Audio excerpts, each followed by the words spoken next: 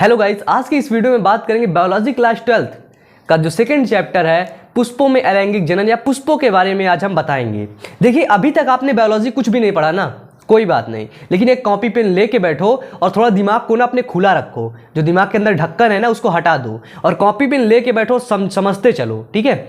अभी तक कुछ भी नहीं पढ़ा, कोई बात नहीं, ठीक है। नहीं समझ में आया, किसी ने नहीं पढ़ा या तुमने पढ़ना ही नहीं चाहा, कोई बात नहीं, लेकिन अब पढ़ो अगर कुछ पास होना है तो, ठीक है। अगर पास होना है तो, क्योंकि पास होना बहुत ज़्यादा मतलब मेन रोल अदा करता है। तो यहाँ पे आज मैं आपको बताऊंगा पुष्प की संरचना, क्योंकि ये चैप्टर है, क्वेश्चन जाहिर सी बात है बनेंगे, और जब क्वेश्चन आएंगे तो ऐसे ही क्वेश्चन आएंगे जैसे मैं बताने वाला हूं। तो यहाँ पे आज मैं बात करूंगा आपको पुष्प की संरचना।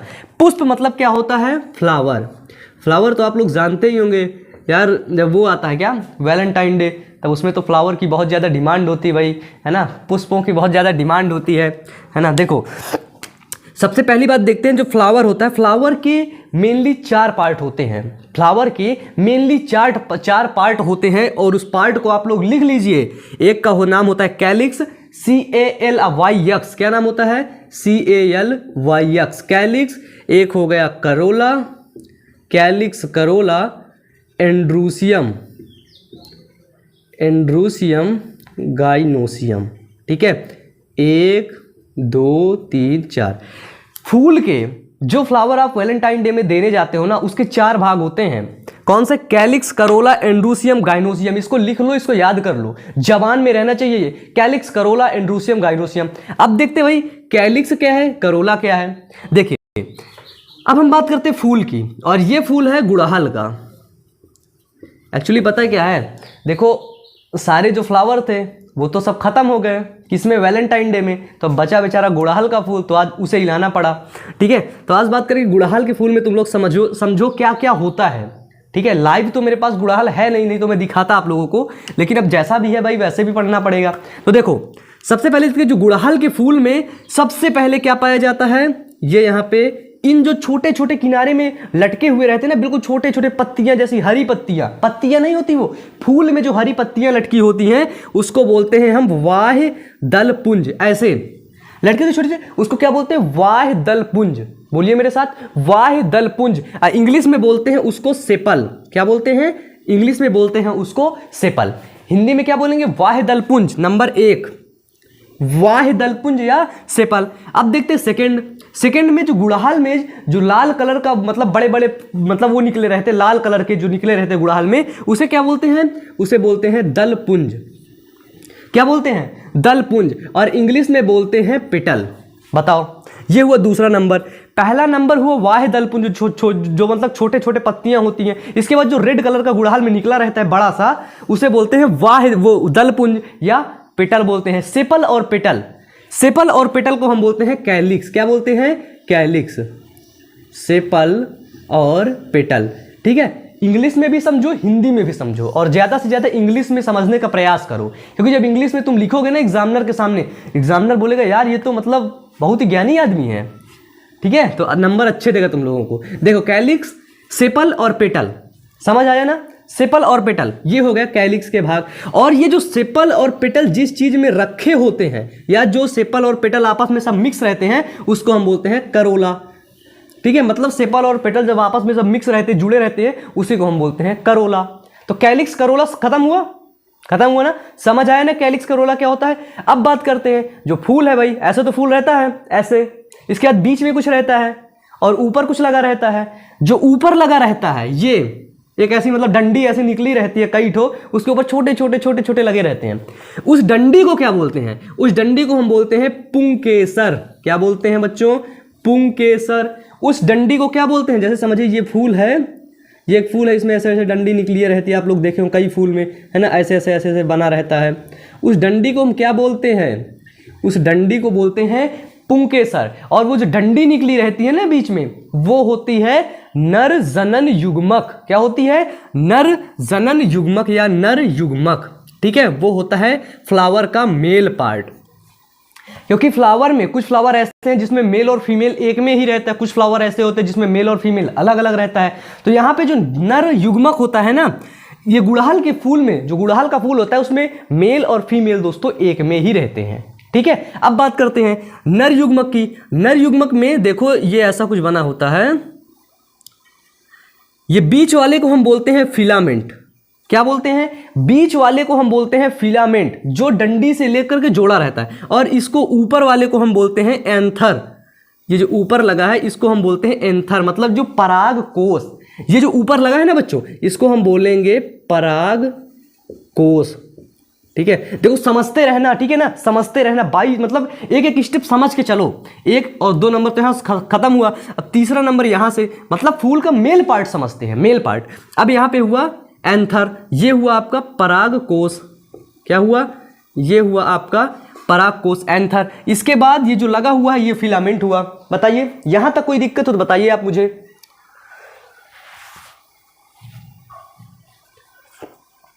बताइए, समझ आया ना? कॉपी में बनाते चलो यार, साथ में मेरे लिखते चलो, ठीक है। इसके बाद देखो एंथर और पराग कोष, मतलब आप मेल, जो फ्लावर है उसका आप मेल पार्ट समझ गए। मेल पार्ट, आप मेल हो फीमेल हो, आप मेल पार्ट समझ गए। फीमेल कौन समझेगा? फीमेल भी समझ लो, क्योंकि मेल और फीमेल दोनों को समझना पड़ता है भाई। ऐसे तो है नहीं तुम मेल को समझ लोगे फीमेल को छोड़ दोगे, बुरा मान जाएगी वो, ठीक है। अब देखते फीमेल पार्ट क्या है। फीमेल यार, देखो फीमेल क्या होता है। फीमेल में सबसे ऊपर जो ऐसा बना होता है, सबसे ऊपर ये होता है वर्तिका, जिसे हम बोलते हैं स्टिग्मा। क्या बोलते हैं? स्टिग्मा। और देखो यहां पे आपने 2 को समझ लिया, कैलिक्स और करोला क्या है। अब आपने पढ़ा नर युग्मक। क्या पढ़ा? नर युग्मक। और नर युग्मक को हम बोलते हैं, क्या बोलते हैं नर युग्मक को बच्चों? बोलते हैं मेल पार्ट।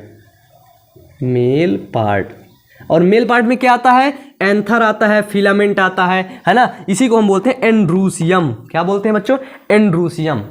मेल पार्ट को एंड्रूसियम बोलते हैं। एंड्रोसियम। देखो ह्यूमन जो होते हैं उनमें जो मेल होते हैं उनमें क्या पाया जाता है? उनमें एग पाया जाता है, उनमें अंडा पाया जाता है।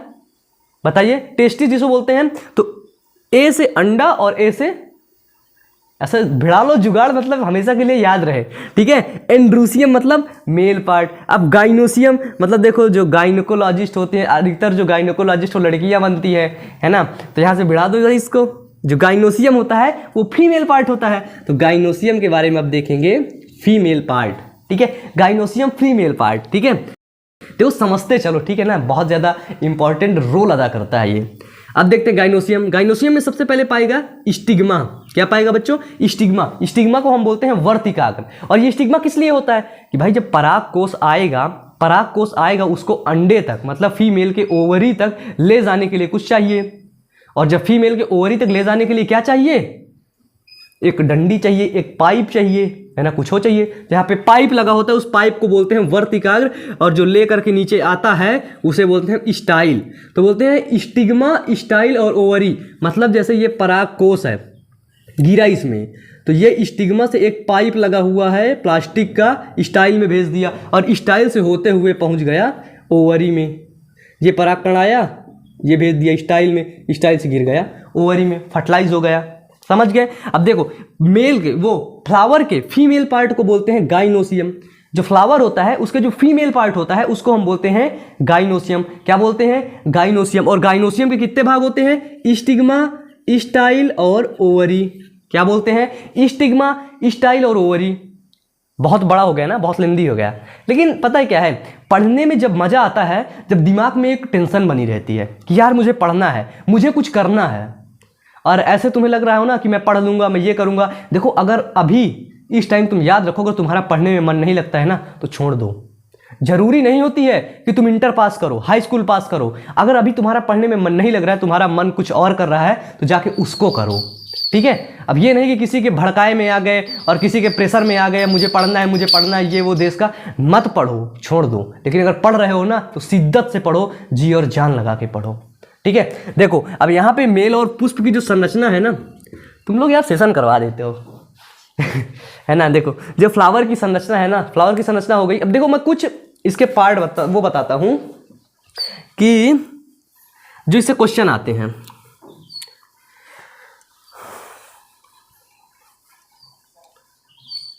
अब मैं इसको मिटा रहा हूं, कैलिक्स, करोला, एंड्रूसियम और गाइनोसियम। आप इसके भाग मुझे नीचे कमेंट में बताएंगे, ठीक है, कि कितने भाग होते हैं किसके, ठीक है, देखो अब हम देखते हैं कुछ क्वेश्चंस के बारे में।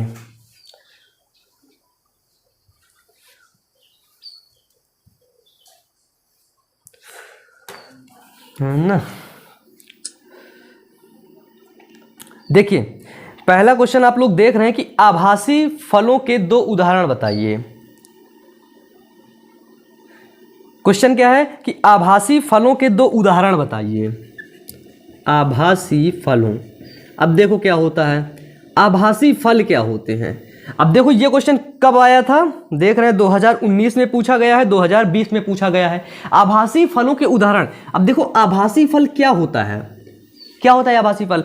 ऐसा फल जो ये सेपल और पेटल, सेपल और पेटल के बीच में जो फल बन जाता है उसी को बोलते हैं आभासी फल। क्या बोलते हैं? जो सेपल और पेटल, दलपुंज और वाह्य दलपुंज में ही फल का निर्माण हो जाता है, दलपुंज और वाह्य दलपुंज में ही फल का निर्माण हो जाता है, उसे हम बोलते हैं आभासी फल। और ये आभासी फल होते हैं अनानास और सेब। अनानास, मुझे लिखना नहीं आता यार,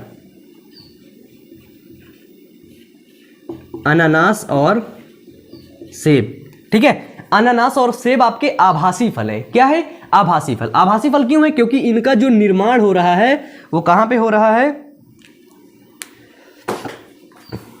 देखो आभासी फलों का निर्माण जो हो रहा है वो हो रहा है वाह्य दलपुंज, वाह्य दलपुंज या दलपुंज में। वाह्य दल, जिसका निर्माण वाह्य दलपुंज या दलपुंज में होता है उसे हम बोलते हैं आभासी फल। क्या बोलते हैं? आभासी फल। अब देखो आभासी फल समझ गए आप, क्वेश्चन आप लोग देख ही रहे हैं कितनी बार पूछा गया है ये 2019 और 20 में। अब ऐसे ही क्वेश्चन के आने की चांसेस है यार, ठीक है, तो याद करो इसको। आगे चलें, देखो इसके नीचे क्वेश्चन है कि आभासी फल, ये देखो इसमें लिखा हुआ है, भाई ये मोबाइल क्या खराब कर रहा है मेरा इतना। देखो क्वेश्चन क्या है कि सेब एक आभासी फल है। अब तो आप जान गए भाई कि सेब एक क्या है? आभासी फल है, आभासी फल। अब भाई एक एग्जामिनर था, वो बहुत दुष्ट था, उसने पूछ लिया कि जो आभासी फल है ना क्या है, मतलब सेब एक आभासी फल क्यों है, इसका रीजन बताओ तुम। हमें कुछ नहीं सुनना, तुम रीजन बताओ। अब देखो रीजन इसमें क्या लिखा हुआ है कि परिपक्व अंडाशय वास्तविक फल में बदलता है। जो परिपक्व, जो यहाँ के जो अंडाशय होता है, जब वो मेच्योर हो जाता है, जब वो मेच्योर हो जाता है तो क्या होता है? एक अंडाशय में बदलता है। अंडाशय, जो परिपक्व जो अंडाशय होगा वो मेच्योर होकर वास्तविक फल में बदलेगा। जो फल वास्तविक होगा, आभासी फल का निर्माण यहाँ पे होगा दलपुंज और वाह्य दलपुंज में, और वास्तविक फल का निर्माण गाइनोसियम में होगा। गाइनोसियम के कितने पार्ट होते हैं अभी आप लोगों को मैं बताया हूं, बताओ नीचे कमेंट करो, ठीक है। परिपक्व अंडाशय वास्तविक फल होता है। यदि फल के निर्माण में अंडाशय के अलावा फूल का अन्य कोई भाग भी भाग लेता है, मतलब आभासी फल हम उसे कहेंगे यदि फल के निर्माण में अंडाशय के अलावा फूल का और कोई भी भाग जो है ये भाग लेता है फल बनाने में, तो हम उसे बोलेंगे आभासी फल, ठीक है। देखो इसमें लिखा हुआ है यदि फल के निर्माण में अंडाशय के अलावा फूल का अन्य भाग भी भाग लेता है तो फल को तो ऐसे फल को हम आभासी फल बोलेंगे। अब आप बताइए वास्तविक फल क्या है? वास्तविक फल ऐसे फल होते हैं जिसमें जो अंडाशय होता है, परिपक्व अंडाशय फल बनाने में भाग लेता है, उसे हम बोलते हैं वास्तविक फल। परिपक्व मतलब यही सिर्फ और सिर्फ यही अंडाशय भाग लेगा और किसी से कोई मतलब नहीं, सबको भगा देगा, निकलो निकलो तुम निकलो, सब लोग निकलो। और आभासी फल क्या बोलेगा? भाई अंडाशय या कमजोर था, बोले भाई मैं नहीं अकेले फल बना पाऊंगा यार, तू भी आ जाना। तो उधर सेपल खड़ा था, बोला हाँ यार चलो चलो मैं भी आ जाता हूँ। फिर अंडाशय बोला अरे भाई, अरे दलपुंज भाई, सेपल भाई, पेटल भाई, तुम दोनों आ जाते यार, मैं नहीं बना पाऊंगा अकेले। चलो ठीक है हम दोनों आ जा रहे हैं। सब आ गए, तीनों लोग आके मिल गए। अब जो वो फल बनेगा उसे हम बोलेंगे आभासी फल। आभासी फल कौन हो गए? अनानास और सेब, ठीक है। इसका रीजन पता चल गया। अब देखो, अब बात करते हैं हम परागण के बारे में कि परागण क्या होता है।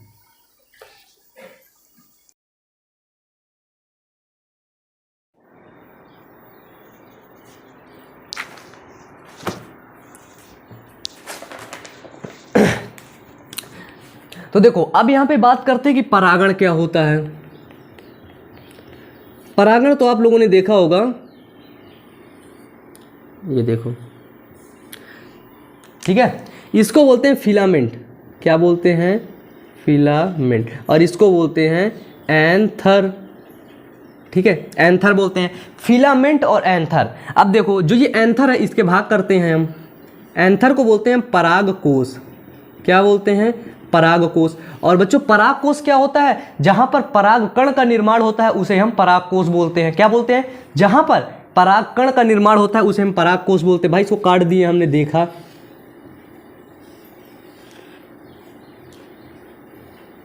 ये देखो यहां पे परागकोश का निर्माण हो रहा है, परागण की क्रिया क्या होती है कि परागकोश है, अब परागकोश के अंदर क्या भरे होंगे? परागकण भरे होंगे, परागकण भरे होंगे, छोटे छोटे छोटे छोटे छोटे छोटे परागकण। परागण की क्रिया क्या होती है समझिएगा। परागण की क्रिया ये होती है कि परागकण परागकोश से निकल करके जो फीमेल पार्ट है, जो फूल का फीमेल पार्ट है, वहां तक पहुंचने की क्रिया को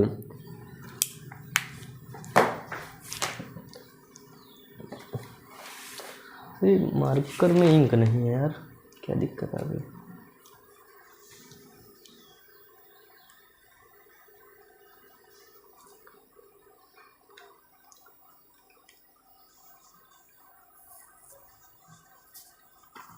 चलो देखो परागण की क्रिया क्या होती है कि जो परागकण, देखो परागण मतलब परागकण, परागकण को वर्तिकाग्र तक पहुंचने, परागकण को वर्तिकाग्र तक पहुंचना ही परागण कहलाता है।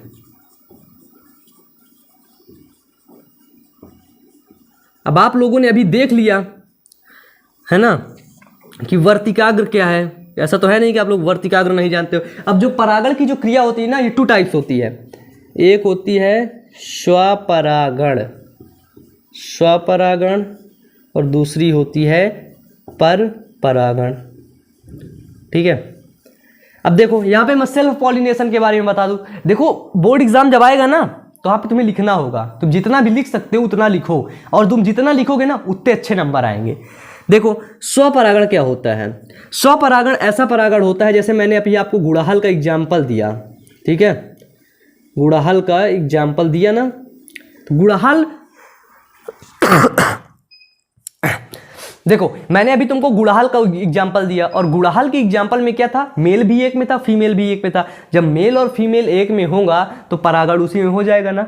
बताइए, जब परागण मेल और फीमेल एक ही जगह रहेगा तो भाई परागण उसी में हो जाएगा ना, हो जाएगा। तो इसे बोलते हैं हम सेल्फ पॉलिनेशन, जिसमें कि जो ऐसे मतलब ऐसे फ्लावर्स, ऐसे पादप या ऐसे फूल जिसमें मेल और फीमेल एक ही मतलब एक ही जगह रहते हैं, एक ही पास रहते हैं, उसे हम बोलते हैं स्वपरागण। और परपरागण क्या होते हैं? जिसका मेल अलग है, फीमेल अलग है, और जब मेल और फीमेल दूर दूर रहेंगे, अलग अलग रहेंगे, तो उनके बीच में कुछ ट्रांसफर होने के लिए, और मतलब परागकण को ले जाने के लिए कोई चाहिए। अब ले जाने के लिए इधर तो ट्रेन वगैरह मिलेगी नहीं कि ट्रेन मिल जाएगी, एरोप्लेन मिल जाएगा, उसी में बैठ के चले जाएंगे परागकण सब, है ना, ऐसा तो होगा नहीं। तो यहाँ पे क्या होगा? यहाँ पे छोटे छोटे कीट होते हैं। मतलब प्रकृति ने ना हमको पता है क्या दिया है? बहुत अच्छी चीज़ें दिया है, छोटे छोटे कीट दे दिए हैं। और हम लोगों को लगता है यार तितलियाँ खराब है ना, तितली खैर अच्छी लगती है, छोटे छोटे कीड़े जो है फूड़े मतलब उड़ते रहते हैं, ये बोलते बहुत खराब है, ये वो गंदे है, ये। लेकिन यार उसका भी प्रकृति में बहुत इंपॉर्टेंट रोल है। कहते हैं जिस चीज़ को प्रकृति ने बनाया है ना, उसका बहुत ज़्यादा इंपॉर्टेंट रोल है इस पृथ्वी पर, तभी प्रकृति ने उस चीज़ को बनाया है। अन्यथा प्रकृति कुछ ऐसे बनाती ही नहीं है जो कि कोई हानि पहुंचा सके, ठीक है। अब देखो जो परपरागण होता है, मतलब कि परागकण का दूसरे फूल के वर्तिकाग्र तक पहुंचने की क्रिया को हम बोलेंगे परपरागण, है ना। ये जो सेल्फ पॉलिनेशन और पॉलिनेशन है ना, ये मतलब जो क्रिया होती है ना दूर दूर होती है। तो आप लोग अब समझ चुके हैं कि परागण क्या है, परपरागण क्या है, फूल की संरचना। तो मुझे लगता है आज का वीडियो बस यहीं तक रखते हैं, और रिवीजन करने के लिए यहाँ बताऊँ, देखो अभी मैं शॉर्ट टर्म में सबका रिवीजन करवा रहा हूँ। इसके बाद जो क्वेश्चन इंपॉर्टेंट हैं, जितने भी क्वेश्चन इंपॉर्टेंट है, मुझे लगता है कि हाँ ये बोर्ड एग्जाम में कई बार पूछे गए हैं, उन्हीं को मैं रिवीजन करवाऊंगा। और उन वीडियो के लिए, उन रिवीजन्स के लिए आप लोग बने रहिएगा हमारे साथ। और देखिए मैं आपको एक बात बता दूं पहले,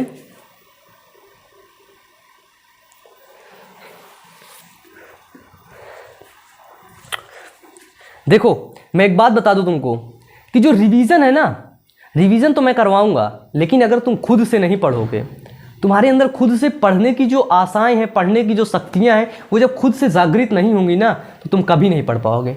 ठीक है, इसलिए जो खुद से पढ़ने वाली आदत है ना, इसको अपने अंदर डेवलप करो और पढ़ो।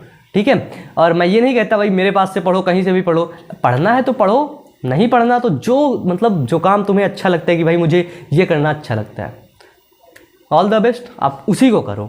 ठीक है, तो वीडियो को देखने के लिए, और हाँ, वीडियो को लाइक कर दो, चैनल को सब्सक्राइब कर लो, ऐसे ही वीडियोस के लिए नोटिफिकेशन बेल को भी दबा लो, और पढ़ते रहो, मेहनत करते रहो।